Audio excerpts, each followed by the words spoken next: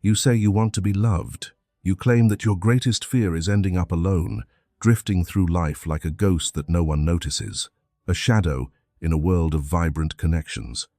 You spend your nights scrolling, searching, and wishing for that one person who will finally get you, the one who will look into your eyes and see the universe you've hidden away. But what if I told you that you are lying to yourself? What if I told you that the very thing you seek is the thing you are most desperate to avoid? According to Carl Jung, the father of analytical psychology, most people aren't actually afraid of being alone. Deep down, in the silent, dust-covered corridors of your subconscious, you are absolutely terrified of true love. This sounds like a paradox, doesn't it? Why would we fear our deepest desire? Think about your patterns.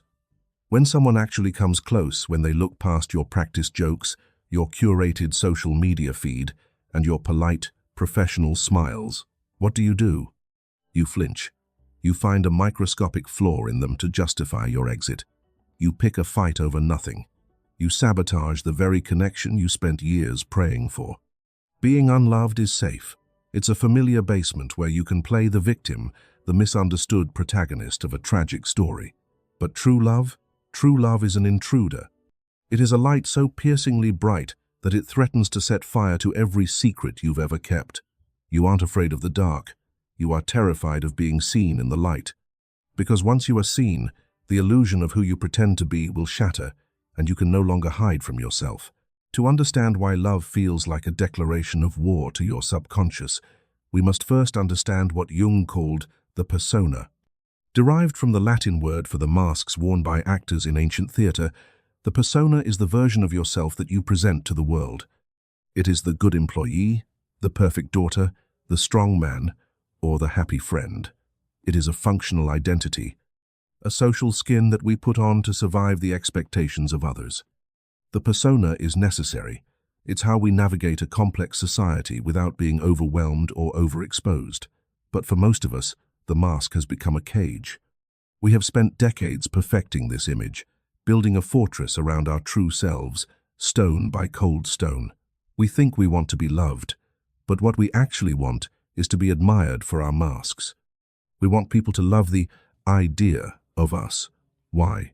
Because as long as they love the mask, the real us, the messy, uncertain, fragile core, remains safe and untouched in the dark.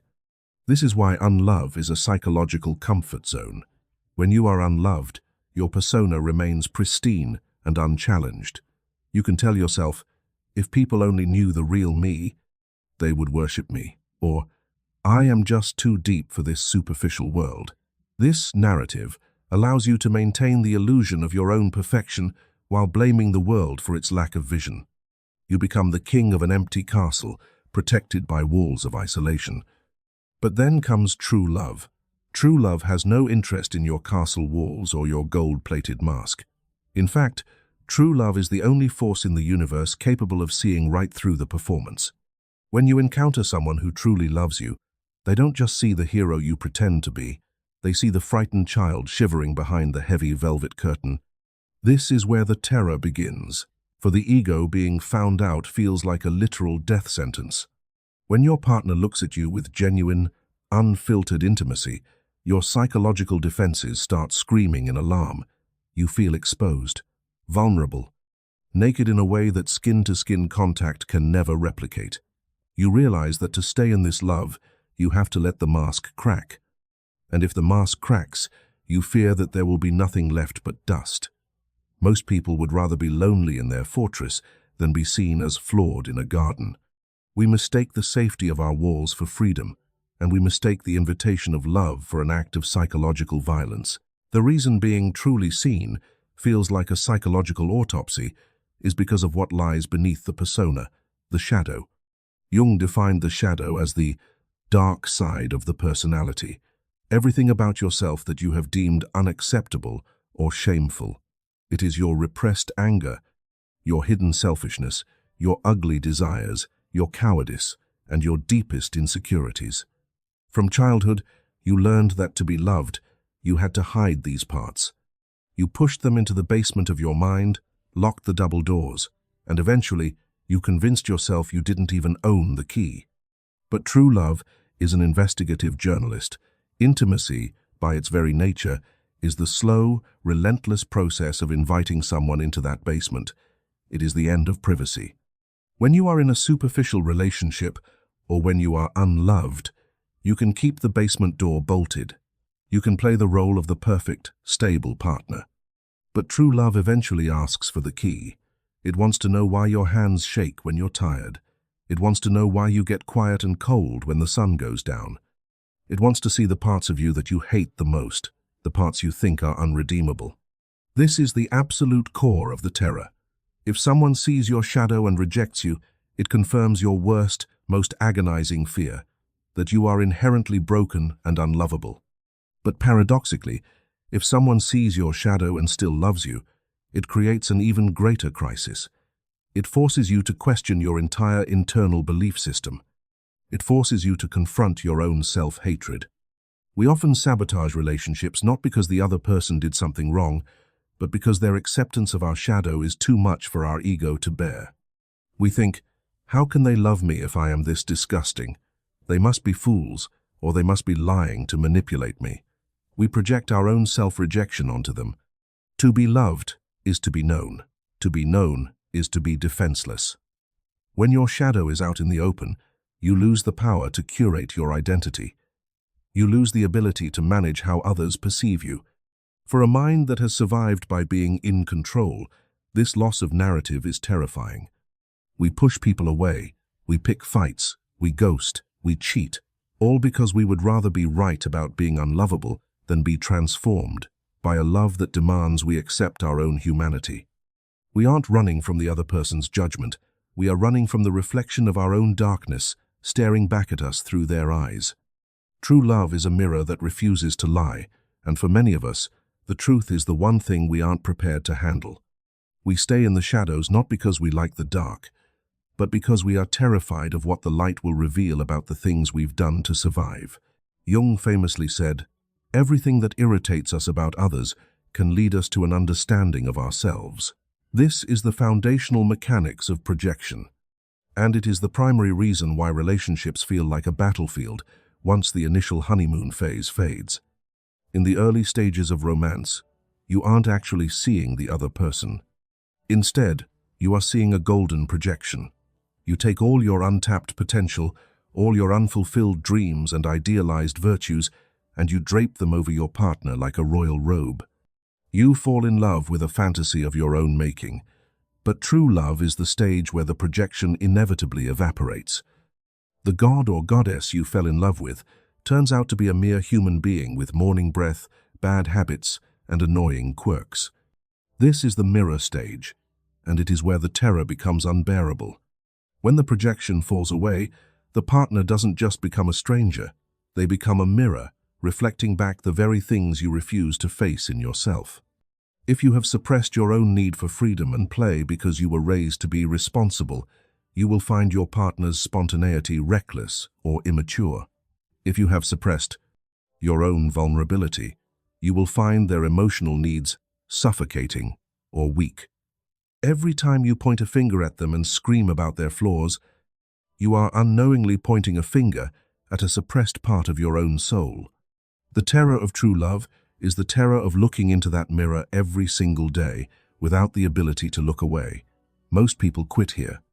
They claim the spark is gone, or that we've just grown apart. What they really mean is, the mirror is showing me parts of myself I am too terrified to acknowledge. True love forces you to confront the reality that your complaints about your partner are often just echoes of your own internal war. It demands that you stop blaming the mirror for what it reflects. This level of radical self-honesty is excruciating. It feels like your skin is being peeled back. It is much easier to end the relationship, find a new person, and start the cycle of projection all over again, chasing that initial high of the fantasy, than to sit in the quiet room with the person who actually knows you and do the hard, soul-shredding work of self-reflection. We flee from true love because it is the end of the fairy tale and the beginning of the truth, and most of us prefer the lie.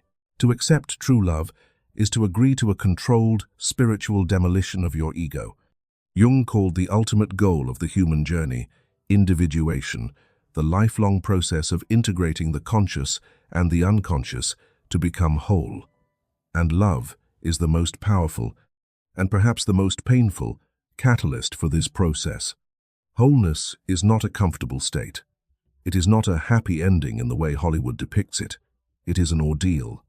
It requires the death of your current identity. To be truly loved, you must let the version of you that has it all figured out die. You must let the professional victim die. You must let the stoic loner die.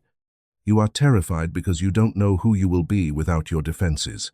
You have carried your armor for so long, polished it so brightly, that you've forgotten it isn't your actual skin. You fear that if you take off the helmet, there will be no face underneath. Love asks you to disarm in the middle of a perceived battlefield, knowing full well that you might get hurt, but also knowing that the armor is what's keeping you from feeling the warmth of the sun. This death of the ego is what makes true love feel like a funeral. You are mourning the loss of your illusions and the comfort of your isolation. But on the other side of that death is something far more precious: rebirth. When you finally integrate your shadow, when you drop the exhausting weight of the persona, you become a whole person. In this state of wholeness, you no longer need to be perfect to be worthy of love. You just need to be real. You realize that the cracks in your soul aren't defects. They are where the love finally gets in. True love doesn't fix you. It forces you to realize you were never actually broken, just hidden. But to reach that realization, you have to be willing to let your old self burn away. You have to be willing to be destroyed by love so that you can be rebuilt by truth. In the final analysis, you stand at a profound psychological crossroads that Carl Jung understood better than anyone who came before him. You have a defining choice to make. You can choose to remain in the perceived safety of your fortress, protected by the rigid walls of your persona and comforted by the cold, predictable familiarity of being unloved. You can keep your secrets locked away and maintain your distance from the world to ensure you are never hurt. Or you can choose the terrifying, destructive, and ultimately divine path of true love. You can choose the courage to be seen exactly as you are. Tearing down these inner walls will not be easy. It will feel like a betrayal of every survival instinct you have ever developed. But remember this: a life lived behind a mask, without being truly known, is not a life at all. It is merely a long, lonely performance. If this realization touched a nerve within your soul, please like this video and subscribe to join our journey into the depths of the human mind. Leave a comment below with the word "ready" to commit to the brave work of tearing down your walls and finally embracing the truth of who you are. The choice is yours, but remember, the mirror is waiting.